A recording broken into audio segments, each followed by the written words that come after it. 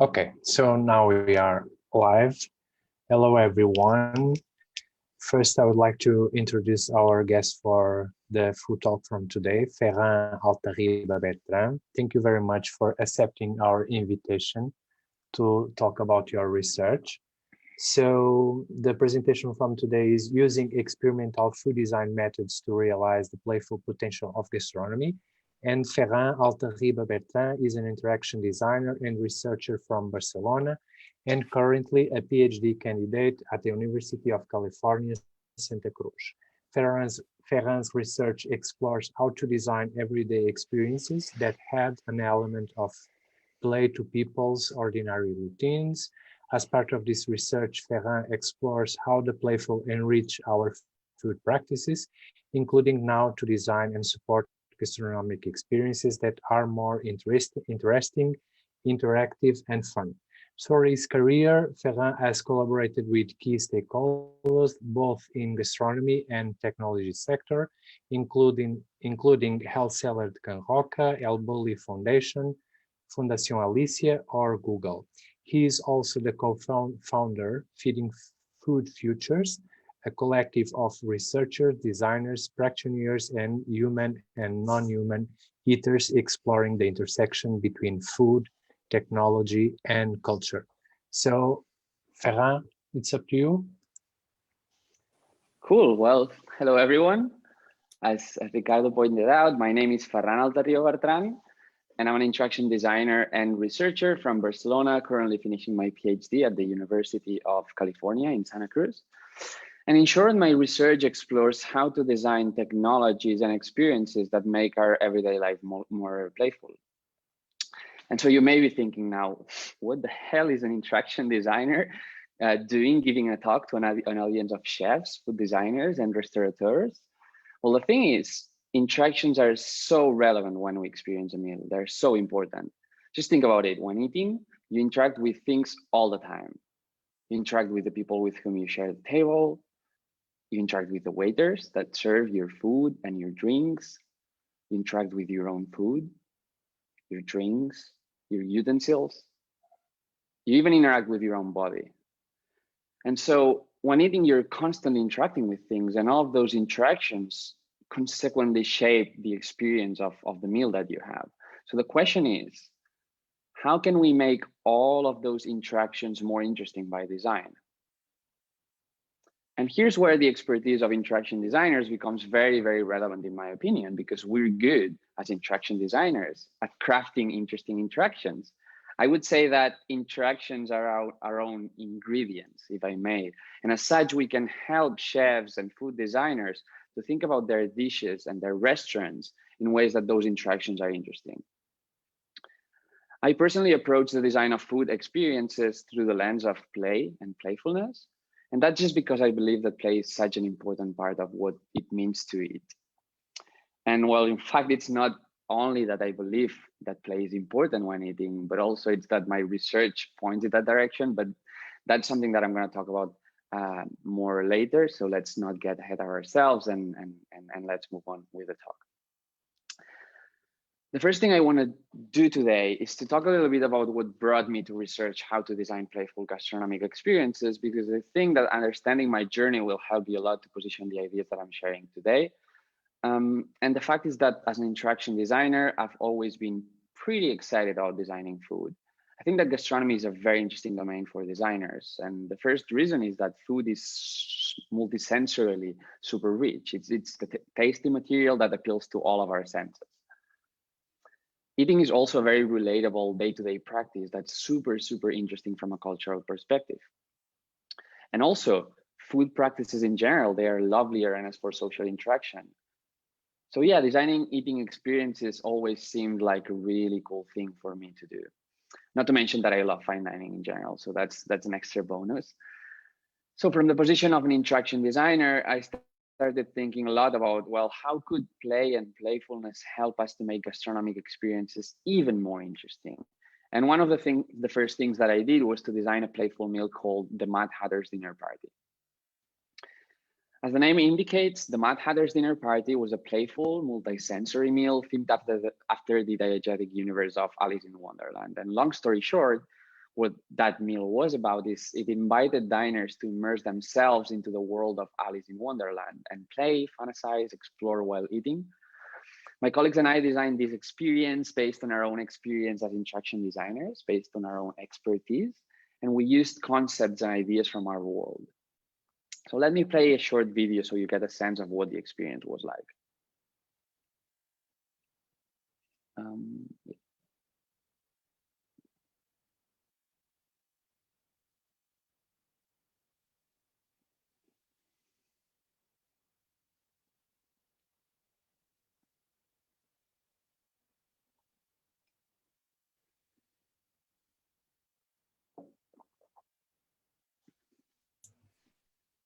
Is there sound, Ferran?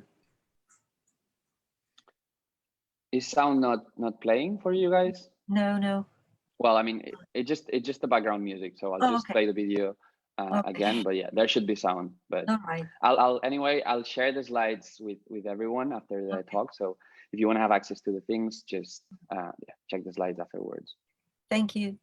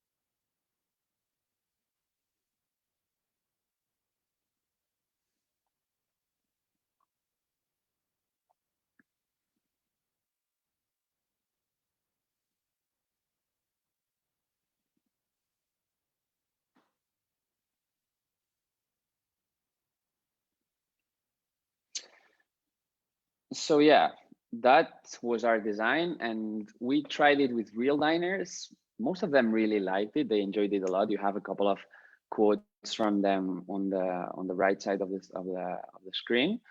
And we wrote a couple of academic papers about it, where we presented this idea of using play to make gastronomy more interactive.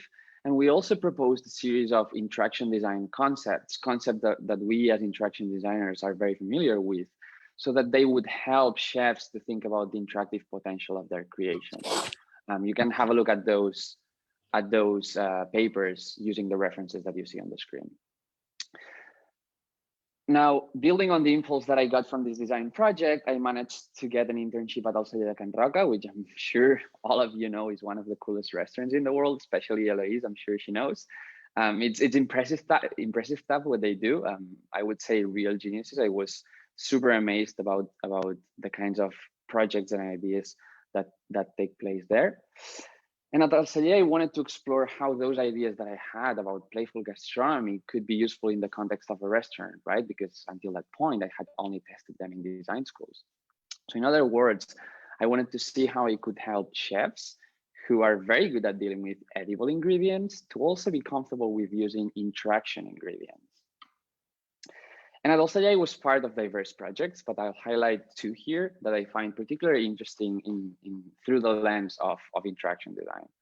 In one, we designed an ice cream that provided multisensory experiences of eating a forest. It essentially consisted of a sphere covered in synthetic grass that you had to crack open in order for the ice cream to be edible, so that you could eat the ice cream. And with that design, we wanted the eater to receive all possible stimuli that reminded them of a forest, the feeling of grass in their hands, the smell of rain in their nose, and the taste of forest in their mouth. So interactions were fundamental to this design idea. And we also designed a pretty cool plate, which I didn't prototype myself. It was prototyped by an external company with whom Altarriba often collaborates. And that plate was a thermochromic plate.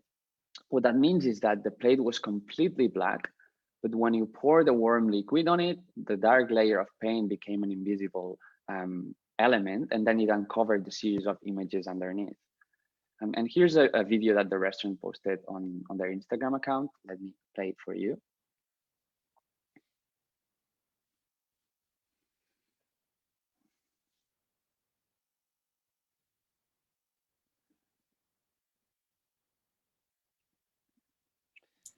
But yeah, so again, at Altarriba, I designed a couple of interesting and playful food experiences. But as I kept thinking about them, there was a question that bothered me a lot, something that I really didn't know how to answer. And that question was, well, will other people enjoy those playful food experiences? And how can I know? There I realized about something that's super, super important, like super important for interaction designers, which is that people crave different things when they eat. They, of course, they like different flavors and textures, that's for sure, but they also enjoy different ways of eating, of interacting. And that's something that we should keep in mind as we design food experiences. And that motivated me to take a step back from simply designing food, which is what I had been doing before, to start researching, well, how do we design playful food experiences that people actually like? And to do that, I did my master's thesis at El Bulli Foundation with Ferran. And there I engaged a lot of different stakeholders to learn about their preferences when it came to gastronomy. Importantly, I involved all kinds of people as participants of the study, from world-class chefs to average diners, including waiters, gastronomy critics, restaurant owners, foodies, you name it, all sorts of people with very different relationships to gastronomy. I shared meals with them, I interviewed them using tangible tools, and I even played with them. And engaging all of those stakeholders closely, it allowed me to realize about a couple of interesting things. The first thing that I realized is that the kinds of playful experiences that can be found in gastronomic restaurants nowadays are generally somewhat limited. In restaurants, we often see dishes that surprise us, or that have an element of mystery, or dishes that are humorous, but playing can be a lot more than that. This table shows a list of 22 types of playful experiences, and that's based on a pretty robust theory of play design that we interaction designers use a lot. So in our study, we highlighted in green those types of play that we feel and our participants felt that are often found in gastronomic restaurants.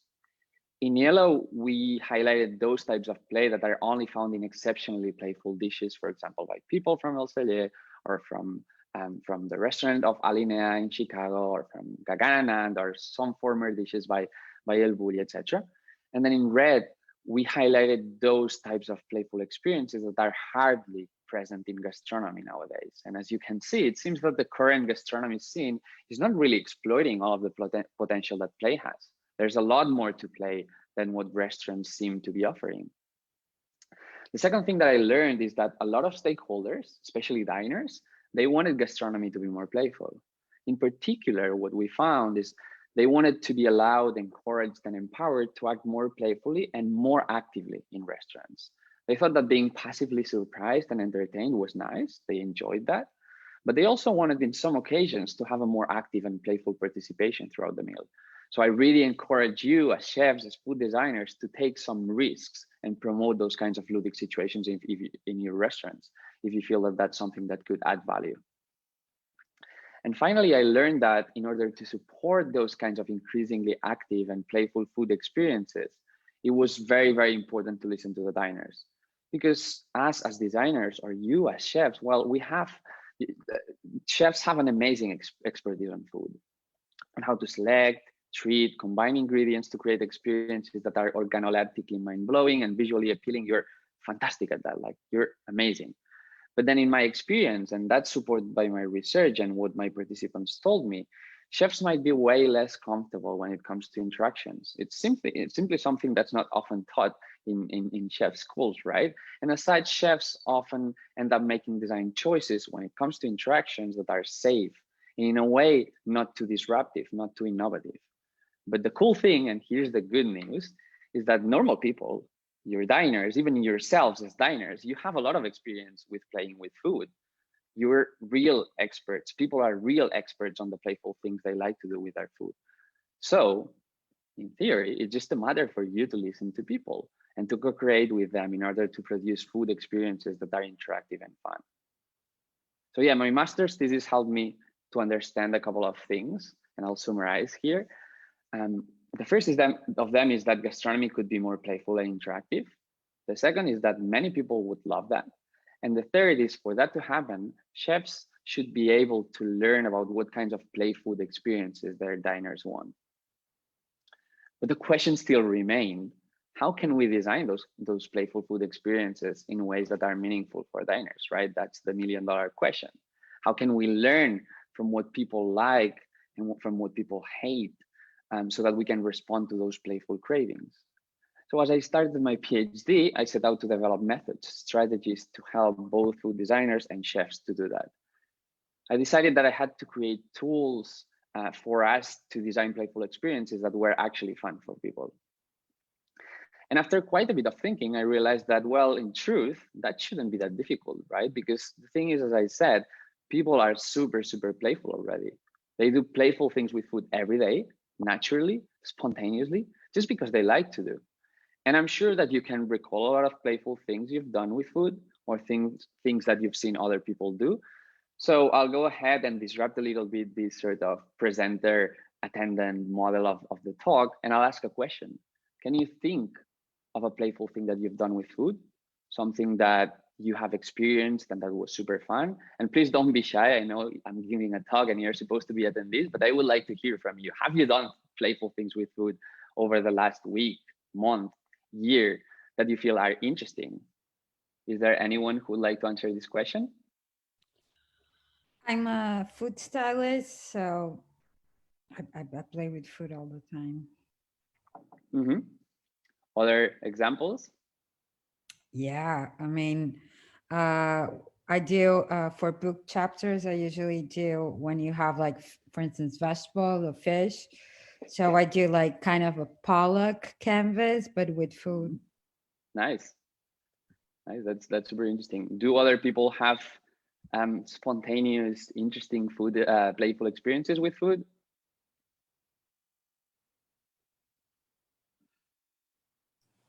Yeah, I buy in some. They offer me a few years ago some kind of tools that are like AIs that you put on the food in order to create animations, and I do I do this a lot of the time with vegetables, carrots and potatoes. I put the eyes and I take pictures.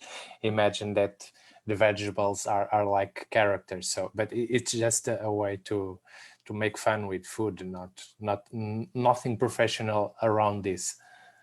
Yeah, no, that's actually very interesting that you say this, because what I'm trying to get at is that people unprofessionally in their daily lives, they do a lot of playful things with food every day. And the images that you see on my slide are just some silly examples about that. But I'm sure that all of us have done many playful things with food over the last couple of months. And so the thing is that everyone does this. And learning about those things as designers, as chefs, it gives us invaluable information. It tells us about the kinds of playful food experiences that people long for. Because if people do something, it means that it's meaningful for them, right? It means that they enjoy it. Otherwise, they wouldn't do it. So my point is, what if we start observing those playful things that people already do with food in restaurants, but also beyond, and we take them as inspiration in our designs, in our dishes? By learning the kinds of playful things that people already do with their food, we can design gastronomic experiences that align with people's desires, with the ways that they like to interact with food, the things that they already enjoy. And this is what I call play potentials, which are playful things that people already do, and that we could use to inspire our design creation. This is some kind of design concept that I've formulated to try to get at this idea of getting inspiration from very mundane actions and trying to replicate that in our designs, in this case, our food designs. And what I propose to you is kind of pretty simple. It's that in order to design playful gastronomic experiences that are really fun for people, you need to pay attention at the playful things that those people already enjoy in their daily lives. And how can you do that? Well, instead of designing dishes that you think will be fun, you need to go out there, explore the world, and see what's fun for others. And I propose that you begin by exploring how people are already playful with food, engage them, observe them, talk to them, and try to understand which kinds of playful things they do. You need to try to understand what are the play potentials behind their actions, what are the playful things that motivate them. And then you can design prototypes of playful dishes inspired by those play potentials. And finally, you can host experimental meals like the ones that I tend to organize, where you can play test your prototypes with people with whom you feel comfortable to test new things. Because of course, you can't test something that's super radical with people with whom you don't have some kind of confidence. You can do it, in a closed group, but you need to test those things. And you can use those experimental meals as an opportunity to find out what works, what doesn't, and also to invite your participants to help you to improve your creations or even to come up with new things. So in short, this process is all about trying to understand the kinds of playful things that people like to do with food and trying to design dishes and meals that allow them to do those things that they already like to do. And if you think about it, this is kind of different from the traditional creative workflow of gastronomic chefs, where the chef is kind of the creative genius who is the only one who makes the design choices based on their own creative impulse. Well, I strongly believe that if we want to design food experiences that embrace a rich idea of what play means, experiences that are truly playful for people and not only for the chefs themselves, we need to pay more attention at how people already play with their food. And I know this may be a provocative idea, but this is one that I'm throwing from the perspective of interaction design. So then the question is, how do we learn about the playful things people do with food? How do we chase play potentials using the terminology that I've been trying to propose today? Well, as part of my research, I developed methods to help designers to do this. And when I say designers, I also mean chefs here. Today I'll talk about two of those methods that I think could help you a lot. But if at any point you'd like to hear more about these other methods that I work with, just let me know. I'm super happy to talk about these both today and also anytime in the future. First, I'll talk about using social media to capture, store, and get inspiration from people's playful behaviors with food. And I'll also talk about the strategy for getting inspiration from food traditions and rituals to design playful experiences with food. So let's begin with the social media-based method. This method is motivated by one of the main struggles that play designers often face in their work, which is that it's really, really hard to document the playful things that happen around us spontaneously because they're ephemeral and hard to predict. How can I, as a designer, know that something spontaneous is going to happen in front of me? And how can I be prepared to document it? It's a conundrum. It's really hard to do that. And if you think about it, it's such a tremendous loss, right? Because there are so many playful things that happen naturally every day in front of us. And we could use them as design inspiration if we were able to store them in some way. So my colleagues and I at UC Santa Cruz, we started to wonder, well, how could we capture those things in ways that are lightweight, that are easy, that are kind of accessible for us, in ways that don't affect the ongoing playful situation? And then we realized that people are already documenting all sorts of playful things on social media. So why not using it to feed our own creativity? There are two main ways in which we have been using social media to find playful inspiration for our work. And I think that it'd be interesting for you to start trying those things. One of them is using social media to document our own lived experiences, the things that we do, experience, or see in our daily routines. On this slide, you can see a couple of tips for how to do that, the tips that have come up out of our own work, the things that have worked for us. I'm not going to talk in super much detail about this because it could take super long, but you can see the paper that we wrote about it using the reference on the bottom of this page. In the interest of time, I'll just leave this method here, but I'll happily answer any questions that you have once I'm done with the talk. And I'll make sure that you have access to those slides so that you can access both the tips that you see on the slide and the reference to the paper where we unpack all of this method in more detail. The second way of using social media that we propose is to look at the things that other people post. So not to look at the things that you could post by observing the things that happen to you in your daily routines, but looking at the things that other people post. For example, you can use the search engine on Instagram and start looking for posts with the hashtags play and food or fun and eating, etc., etc. And you'll get a lot of interesting content that could inspire your work in pretty unforeseen directions. Work that's not focused on the aesthetics of the food or on the ingredients, but more on the ways in which people eat and the playful things that people do with food. And then you can collect those posts, you can download them, you can make a story collection, you can bring them into a mood board with tools like Pinterest or Miro or any other kind of graphic design tool. Again, I don't want to get in super detail about this, but I'm happy to answer questions later.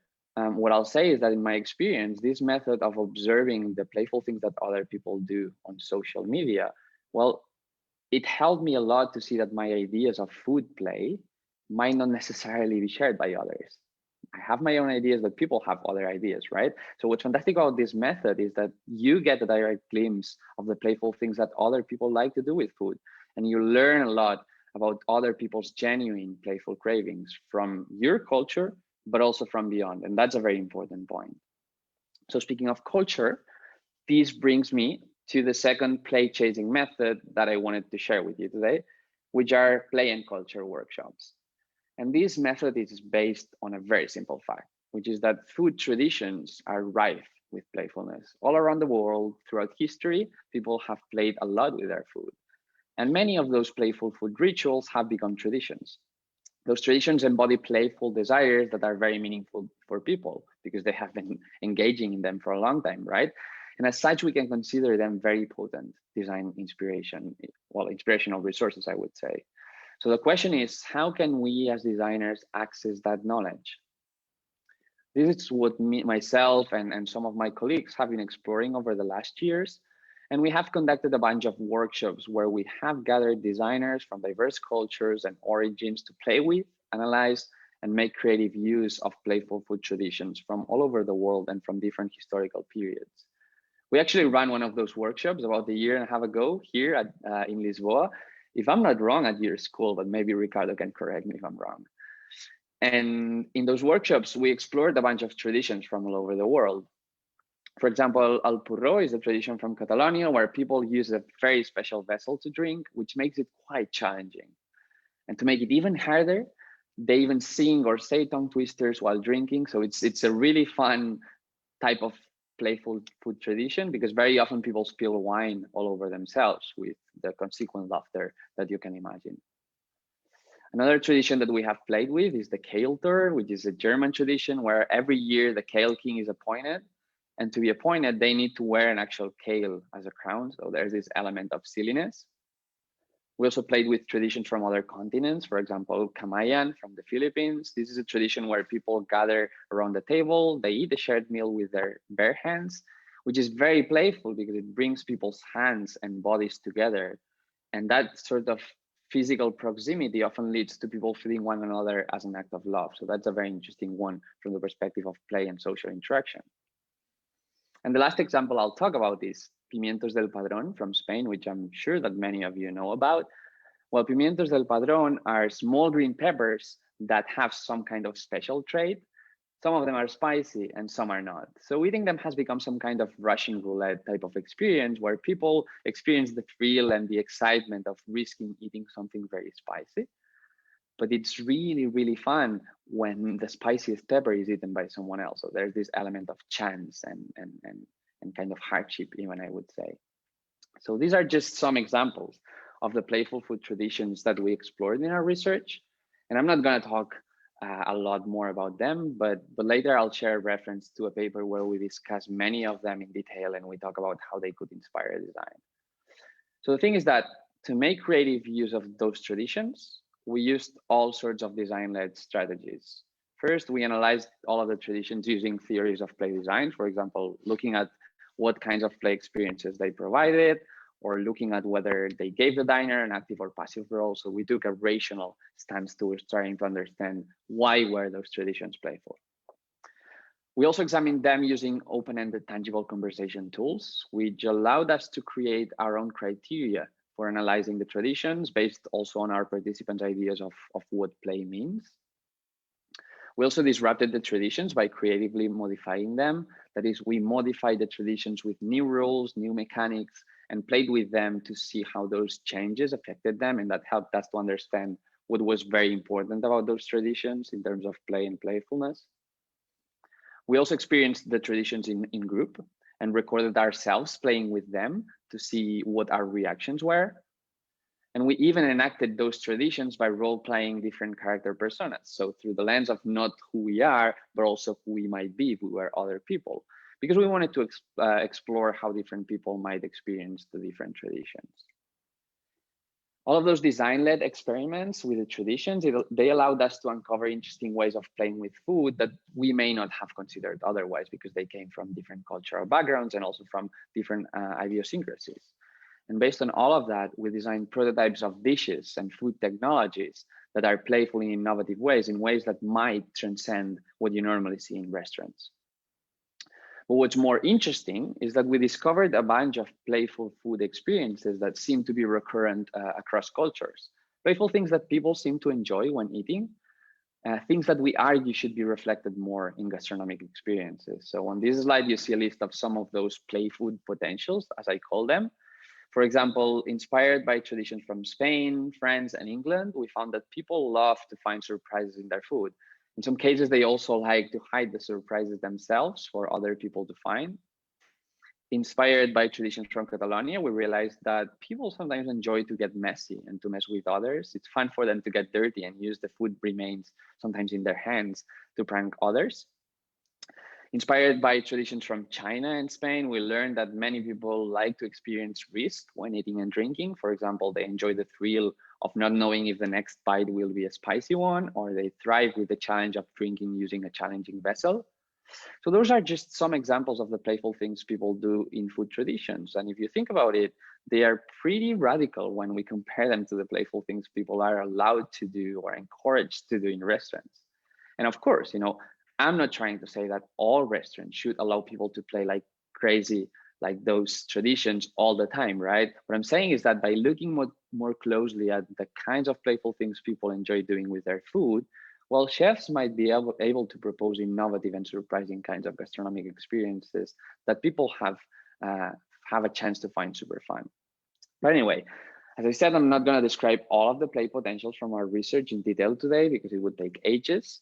But I'm happy to answer questions about this if you have them. And also I encourage you to read the paper that you can find the reference on the bottom of this page, because here we describe all of those play potentials and we also reflect on and kind of speculate about how they could inspire design practice. So I think it could be an interesting inspirational resource for you.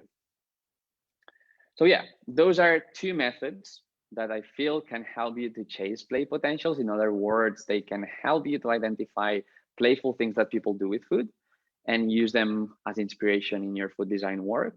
It's a shame that this is online and today we don't get the chance to get hands-on and try some of those play chasing methods. I think it would be super fun.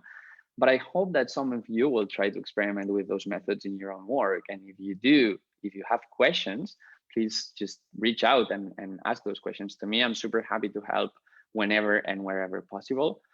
I also recommend you to read the paper where my colleagues and I present this whole approach of chasing play potentials, which you can find on as a reference in one of the previous slides. Again, I'll make sure that those slides make it to your inbox after the talk. And with that, my talk is reaching to an end, really. But before I stop talking and I leave the platform for you to ask questions, I would like to reiterate the key takeaways from everything that I shared today. The first of them is that, according to my research, a lot of people think that gastronomic restaurants could be more playful in different ways. They would like to have chances to experience uncommon, more experimental, more active forms of food play that are hardly represented in today's gastronomic scene. The second takeaway is that if chefs want to design those kinds of playful experiences, well, they might want to look less at their own ideas and more at other people's desires. So instead of designing based on our own expertise, we should be going out there and seeing what playful things people already do with food and use those things as inspiration. The third takeaway is that social media, it can be a useful tool for doing that because it allows us to quickly document the playful things that we see around us or the things that we experience. And it also allows us to see what other people post, which gives us a door into other people's playful desires. And finally, the last takeaway from this talk would be that culture and traditions are great sources of inspiration when it comes to playful eating. So chefs and food designers could learn a lot about people's food play desires by looking at, talking about, and playing with food traditions from diverse cultures. I hope that this talk works as some kind of provocation for you. I hope that it encourages you to look at food design from a different perspective than what you're normally used to. I hope that it encourages you also to embrace a playful and carefree approach to your work. And overall, I hope that it gives you some pointers about how to get closer to your diners and learn about their playful preferences, because that's certainly going to benefit your food design in interesting, interactive and playful directions. Overall, I would really like all of you to make use of generally this approach and more particularly the methods and create food experiences that are increasingly playful and fun. And if you do, just please remember me. I'd love to try them out. So I'm super happy to be your guinea pig if that comes to reality. So yeah, that's it from me. As said before, feel free to reach out anytime you'd like to talk more about this. You have my contact information on the slide. So yeah, thanks for listening and please shoot your questions if you have them. That's it. Thank you very much, Ferran. So anyone has questions for Ferran? I have actually. Yeah, wonderful. So thank you for the talk, Ferran. I actually saw your website and it has the little circles, and I really like the part where you kind of have to choose, like there's a smile, there's the airplane. So it's very interactive and very fun. My question was regarding social media. Are you proposing people to be expect just as an audience, just like a voyeur, or to post it or to be active? So what I'm proposing is not necessarily that we use social media in food experiences, which could also be an interesting thing to do, right? It's just one that I haven't thought much about. But what I'm proposing is that we leverage social media to inspire our design.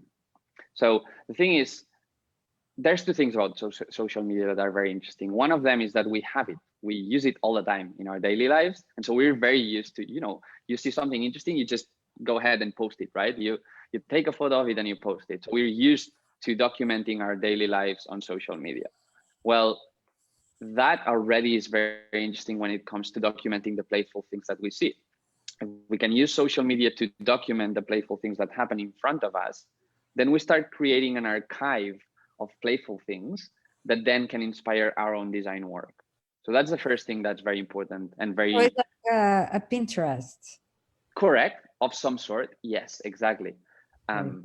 Yeah, exactly. So Pinterest is very good for visual aesthetics, right? Pinterest works very well when it comes to, inspiring your visual composition, your color palette, etc.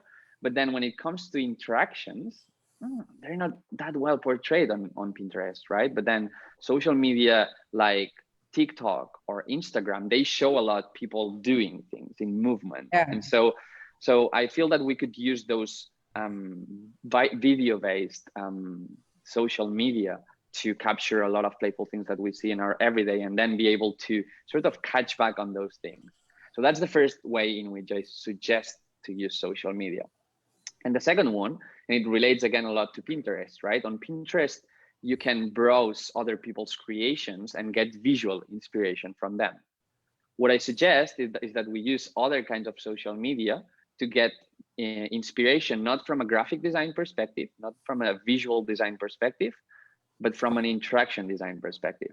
So if we go on Instagram, for example, and we use keywords like play and food, we'll get a lot of examples, very mundane examples of people doing silly things with food, just playing with food. And much of what we see will be completely useless because it will be completely unrelated to what we're designing. But it may very well be, and in my experience, that's the case, that you find 3 or 4 things that are actually very insightful, things that people have done with food, and you're like, wow, how did I never consider the idea of designing a dish where people can do those things? Yeah. What's lovely about that is that then you're designing a dish that's not necessarily representative of your own perspective of what it means to play. It represents other people's perspectives. And so then it becomes, in my opinion, more meaningful. So those are the 2 ways in which I suggest you could use social media. And that was a very long answer, but I just wanted to clarify. No, I was just trying to understand. So it's a research method.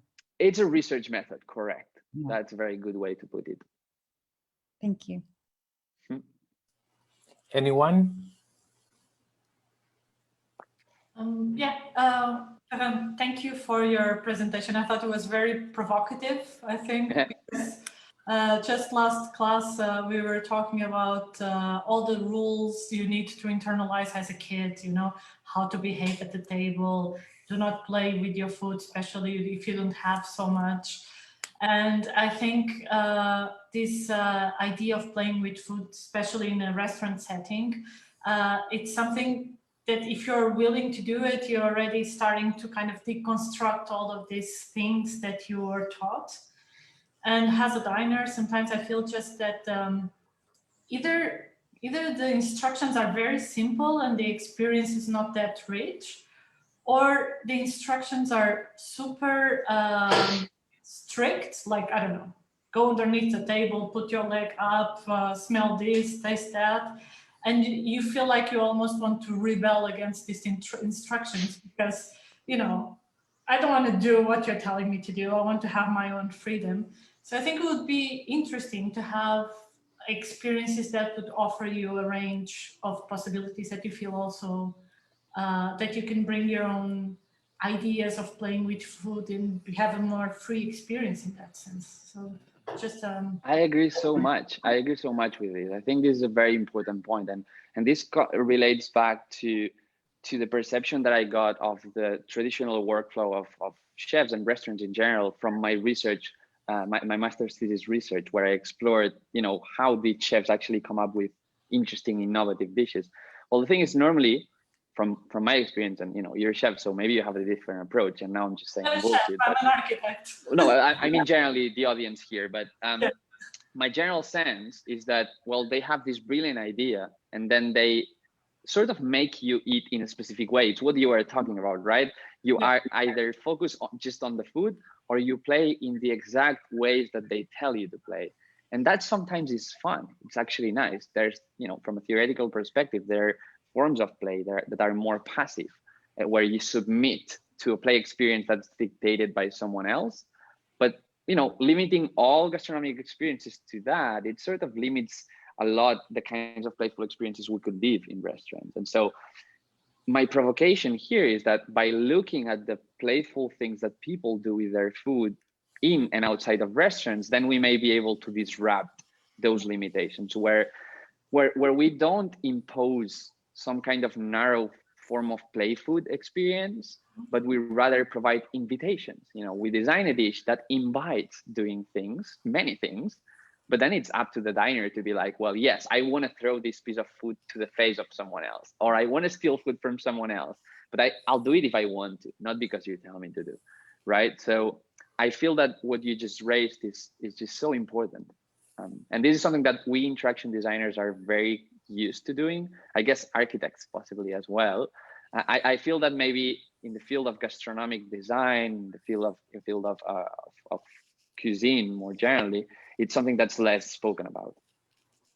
Yeah, I think the idea of using social media to kind of get as much, let's say, knowledge or inspiration as you can get, I think it's super important because, food designers or chefs are, they have an amount of knowledge and specific knowledge that it's not also what normal people have. So if you can collect as much diversity as you can, I think you can be, much more effective in that sense, let's say.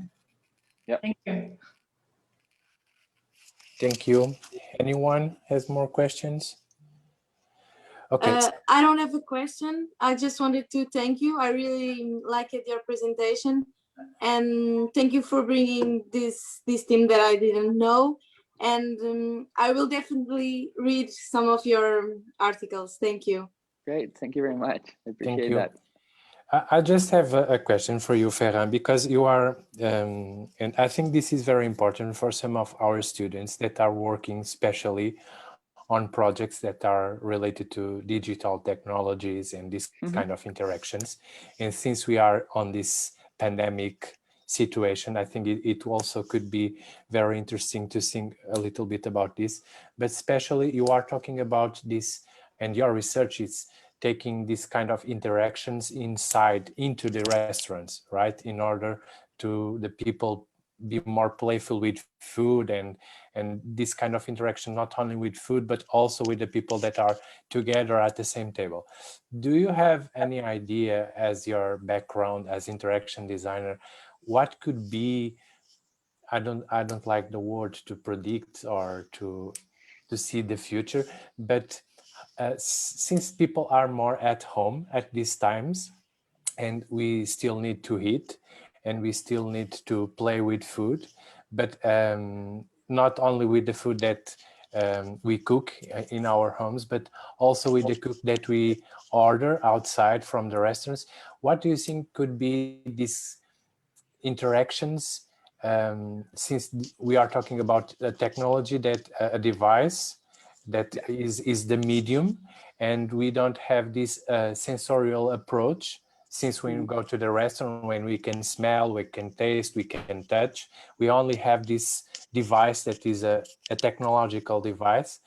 What do you think that, for example, an interaction design or the field of interaction design could do for these playful experiences at home, since we are at home at this moment? And okay, now we are in a very specific situation, but we don't know in the future if we'll be in this situation again and more often.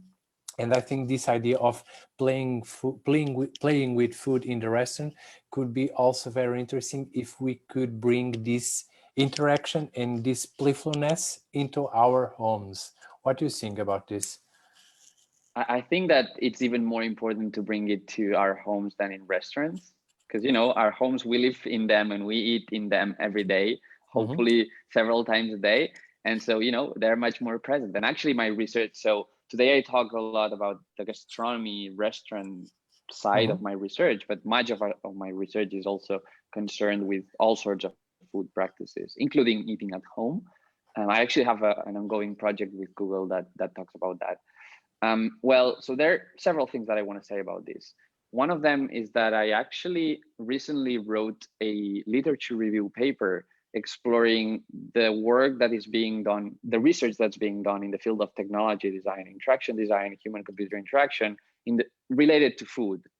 And one of the main things that we observed in that paper and in that study is that there's a huge trend for technology innovation to be focused on automation, on making our food practices more easier, faster, more efficient. And that's good. We want to have an efficient food life, but we also want to have a multisensory one. We want to have a playful one. We want to have a culturally rich one, a social one, right? So I think it's very important, as Ricardo said, to design technologies in ways that they don't only make our food practices easier, but also more fun. Well, then there's the question of how do we do this? And there's those big things, those monsters that have in a way helped us in doing our food practices in some ways, but they also disrupt them quite a bit, right? Even in occasions where we are with other people, there's many cases where people just take their phones and they isolate themselves after the screen. And it begs the question, as an interaction design researcher, like I am, well, is that because of the technology? Is that because of the people? Is it because of how the technology is designed? Well, in our research, and this is something that we haven't published much about, but I can talk a little bit about it, is that the phones can be disruptive. They can get in the way of social interaction, but they can also support social interaction, for example, by providing new information that then people can talk about, or by creating a disruptive situation that makes people laugh, breaks the ice, etc., etc. So I feel that it's tremendously important to think about how the technologies of the future that we use in our homes, both phones and other more futuristic things, well, how are those things going to contribute to us enjoying a rich food life?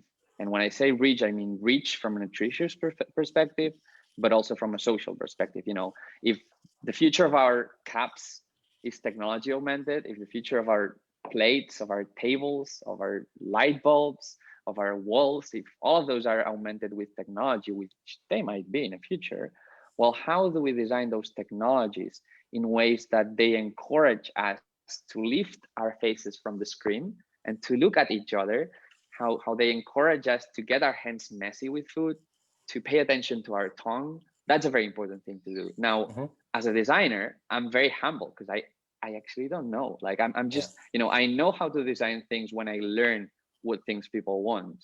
But before I decide what I'm going to design, I need to learn which kinds of playful things people like to do with food. And here's where strategies like the ones that I talked about today, they come very handy, right? Because in the case of home-based food practices, well, I could learn about the playful things that people do at home, and then I could design a technology that allows them to do those things in more interesting ways. So I think as a designer, and this sort of to bring it back to earth, as a designer, it's very important to be aware of the importance that food practices have on our social, cultural, emotional, hedonic life. And then be very humble and be like, okay, so what is it that people actually want to do in that specific domain? And then we have the expertise as interaction designers to put that in motion, to design an artifact, a technology, an installation, a phone app even, that affords that kind of playful experience. But I feel that, and this may be provocative for some designers, but I personally feel that as a designer, I'm not entitled to decide what kinds of playful things people will do.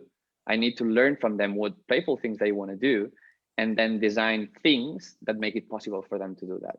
So going back to the idea of invitations rather than impositions and whatnot. Yeah, totally agree.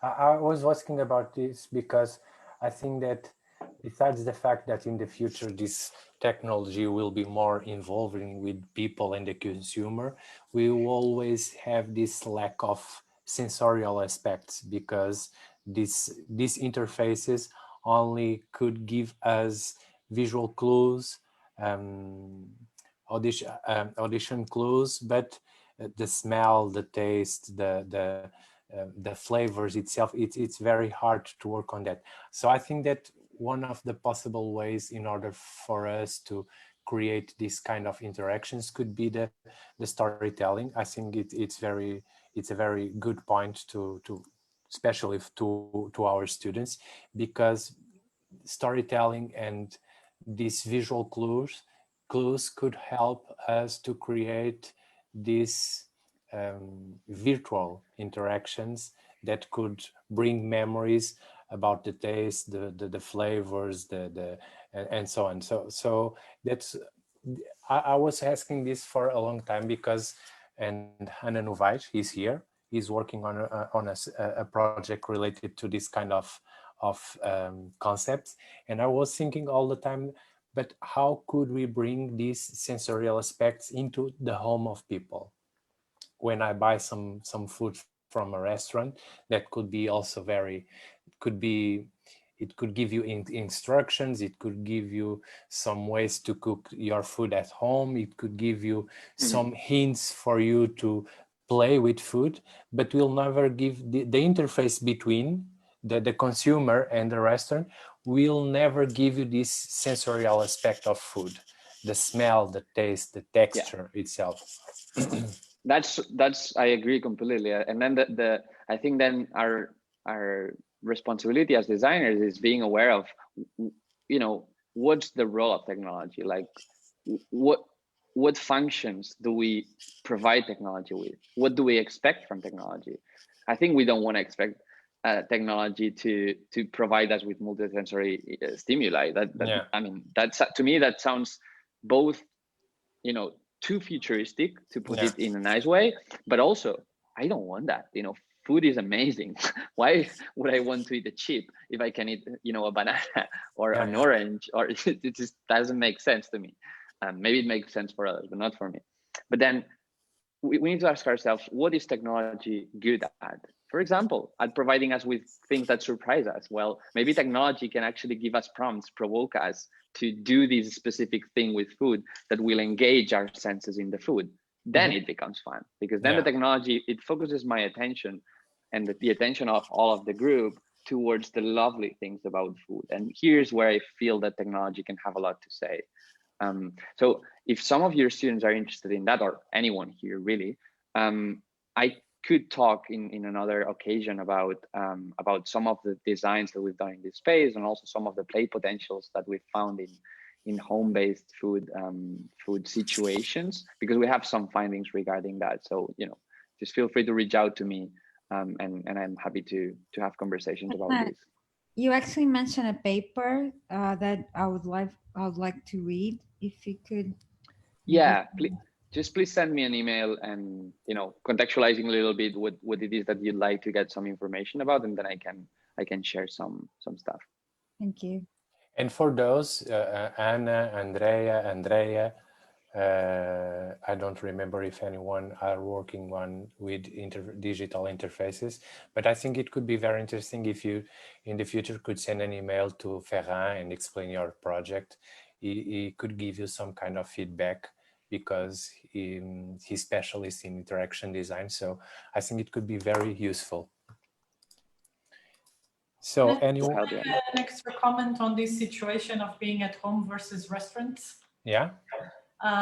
Just I think maybe not in food experience as a whole, because in a restaurant you can let's say control the full experience, from the environment to the sounds to the temperature to everything.